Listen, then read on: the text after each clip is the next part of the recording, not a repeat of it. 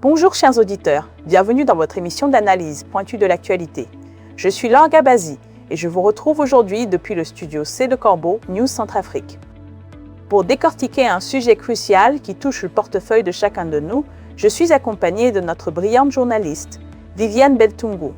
Salut Viviane, ça chauffe encore du côté de nos entreprises d'État, n'est-ce pas? Bonjour Laure.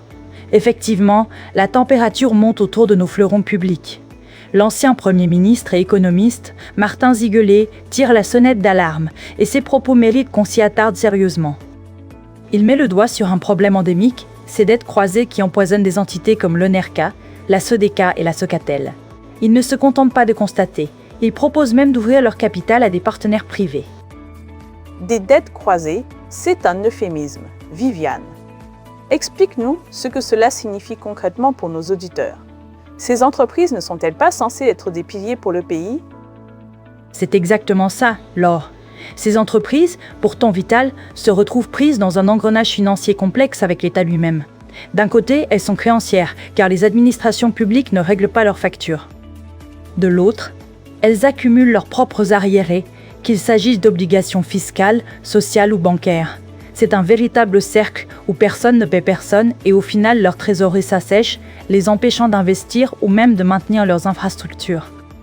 C'est un blocage qui, selon Martin Ziguelet, affecte directement la qualité des services que reçoivent les Centrafricains. C'est incroyable. L'État, qui devrait être le garant de la bonne gestion, semble être le premier à asphyxier ces entreprises. Alors, quelle est la première étape selon Martin Ziguelet pour briser ce cycle infernal? Selon l'économiste, le point de départ indispensable est un nettoyage complet des comptes. Il insiste sur la nécessité d'un règlement progressif de toutes ces créances et dettes entre l'État et ses sociétés. L'idée est de rétablir une situation financière saine pour qu'elle puisse enfin regagner la confiance des banques et des investisseurs. Sans cette première mesure, toute tentative de réforme en profondeur serait vouée à l'échec, Laure.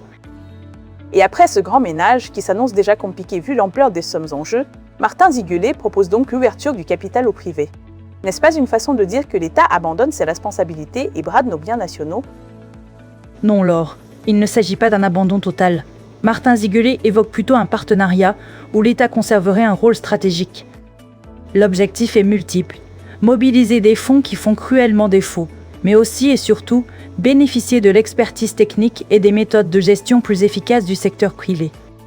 L'idée est d'attirer des investissements qui permettraient enfin de moderniser des réseaux de production et de distribution souvent vétustes.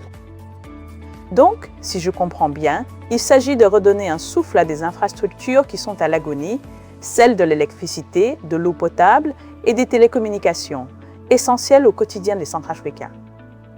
Exactement. Il voit cela comme un moyen d'accélérer la remise à niveau de ces infrastructures, qui souffrent d'un manque d'entretien et d'investissement depuis des années.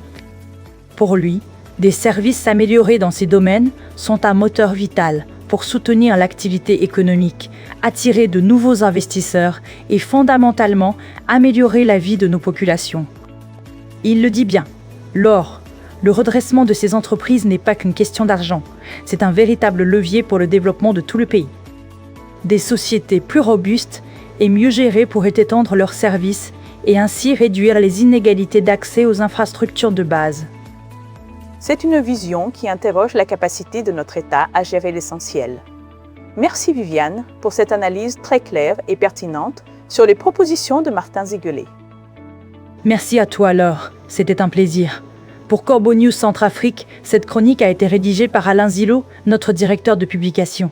Nous rappelons à nos auditeurs qu'ils peuvent toujours nous contacter via WhatsApp ou par téléphone au partant 36 75 50 50 55 15 15. À très bientôt. À très bientôt, chers auditeurs, et restez connectés à Corbeau News Centrafrique pour d'autres analyses sans concession.